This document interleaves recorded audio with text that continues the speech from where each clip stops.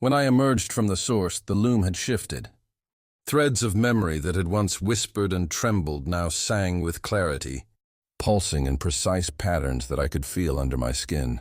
The air was alive with the resonance of thousands of awakened minds, each a candle flickering with memory. Grief, hope, and forgotten laughter. The boy stumbled beside me, fragile but steady. His eyes, once opaque with terror and confusion, now reflected threads of light that stretched in every direction. He turned to me, searching. Is it over? I shook my head slowly. It's only begun. The woman watched us.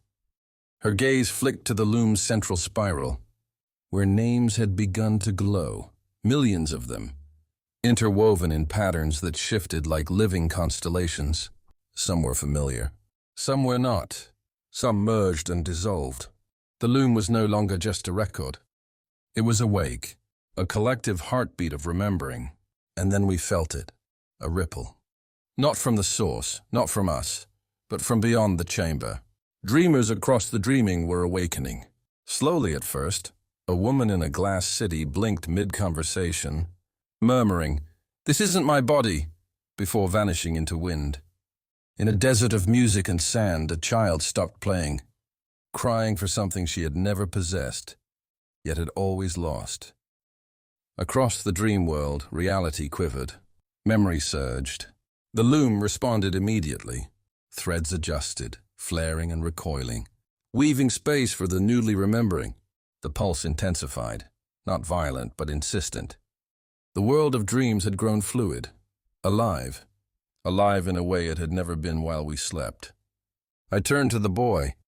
I said, "Do you feel it, every mind, every memory?" He nodded, face pale but resolute. "It's so overwhelming, but I understand. I can anchor it." "Good," I said. "We must, or it will tear itself apart." The woman approached, placing her hand on the central spiral. The threads bent around her fingers like water, forming luminous pathways that shimmered in the dim light. "We've guided the first wave," she said. "Now we hold the center. Others will come, some to build, some to leave, some to tend the dreaming itself." I looked out at the gathering. Dozens now, then hundreds, then thousands. Dreamers spilling into the loom from every corner of the dream world, half in familiar form, half in fractured shapes of memory and imagination. They did not speak. They did not act until the loom whispered, and then one by one they remembered. Pieces at first, a lost song, a forgotten promise, a vanished street. Then more, until the flood of consciousness surged around us like a tide. The loom pulsed beneath our feet, alive and aware. It was not a machine, not a god. It was memory, hope, grief, creation, and chaos embodied. A question arose, clear and silent, vibrating through the threads. What now? I felt it resonate through me, through the boy, through her, through all of us. And the answer came not in words, but in intention. Some dreamers lifted their hands, shaping cities of light and song, forming bridges from memory itself, crafting worlds from the shards of forgotten joy. They wove beauty with precision, choosing what to preserve and what to let fade. Others stepped back, silent, and began to dissolve, leaving the dreaming entirely. The unknown awaited them, vast and dark, but real. They chose freedom over illusion.